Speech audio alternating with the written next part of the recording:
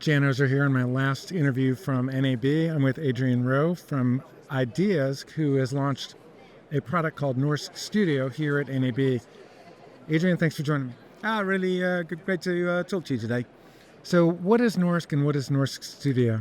So Norsk is a technology that allows people to construct even complex media workflows in a way that kind of makes sense to humans. So you can describe, I want these cameras in, I want to manipulate the media coming from those in these kinds of ways, and I'm going to publish that using these kinds of formats. And doing that either, historically, that we first launched that last May with Norsk SDK, which allows you to write code that looks pretty much exactly like that. I'm going to have this source, I'm going to hand off the input to that, to this other output and manipulate it in between. And we've just launched at the NAB show Norsk Studio, which is a graphical interface on top of that. It allows you to describe complex workflows that you can then construct entirely with no code at all. So when you talk about coding with the SDK, is that C code or is that kind of a higher level scripting?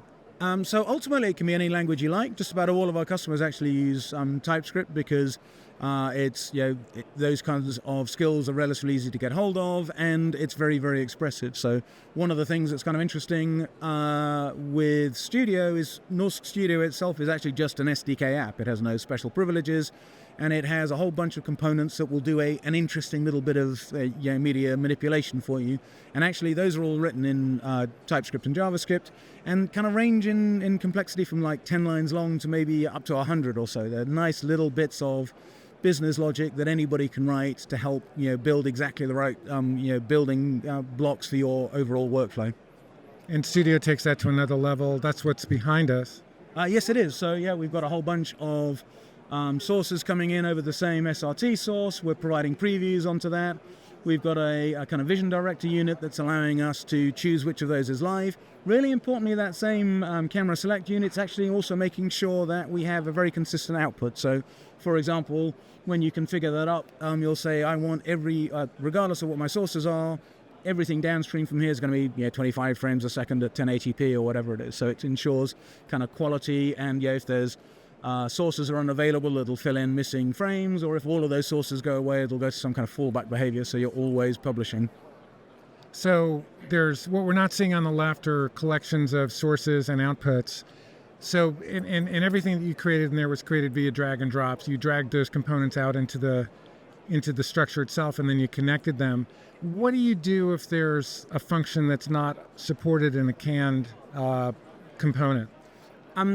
The kind of guiding philosophy behind our construction of Norsk Studio is ease of extensibility. Visual paradigms are fantastic, but the second you start trying to write kind of new business logic visually, that doesn't really work very well. So we've had some really nice examples here where someone says, how can I have one of the components we have, for example, is a kind of high availability insurance. You can take the same source in multiple ways, and it's about 50 lines of code. It's all open source. One of the people we were speaking to says, well, how about if my primary source is kind of coming and going? How can I make sure that I don't switch back to that more, if it's going to drop again after 10 seconds? And the nice thing about that is that kind of logic, the enterprises or the users of Norsk technology can easily add themselves. It takes that 50 lines of code, makes it 55 lines of code. It makes it very, very straightforward to make the media flow do exactly what it is that you want it to. Okay, and once I create this in either the SDK or Norsk Studio, how do I implement it? What do I do to actually run it? So there's a whole kind of manager side, an optional manager side around that allows you to deploy both SDK programs and Norsk Studio programs into either on-premises infrastructure or into the cloud. We've got a really interesting, fun project going on at the moment where we are dealing with live kind of news stories, and from somebody pressing a button to say go, we're going to spin up some infrastructure and have that broadcasting live in under 30 seconds as part of that. So it's a case of describing the actual workflow there using Studio, and then the manager capability is turning that into a real event that people can interact with.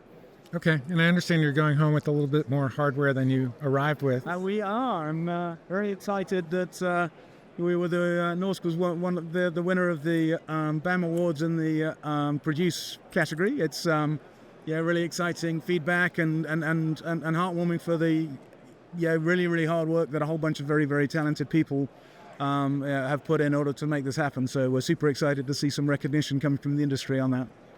Okay. What's the response been? Who's been coming by the booth to look at it, and what's the response been? So the response has been phenomenal, actually. We had high expectations, but I think they've been comfortably exceeded. I think I'm not going to go into too much detail about who those people are, because I'm not sure that would be entirely appropriate. But one of the things that's been really exciting and enabled by Studio is, I just had a meeting where somebody said, well, we have this project where what we'd like to do is have this workflow where we're taking this source in and we're transcribing it and we're allowing a low latency preview, but actually I want to scrub backwards and see what's happening and so on and so forth. And I sat down with them for literally 2 or 3 minutes and I built their workflow for them. And one of the things that we've had many times on the show over the last few days is literal jaw-drop moments where people have gone, and because they had a project that was scheduled to take 6 months or something, and we have at the very least a proof of concept that did that in like 2 minutes flat. It's really exciting. Impressive. Okay, listen, I'll let you get back to the showing this product to admiring users and let you get back to it. So thanks for meeting and have a good show. Okay, take care. Have a good show.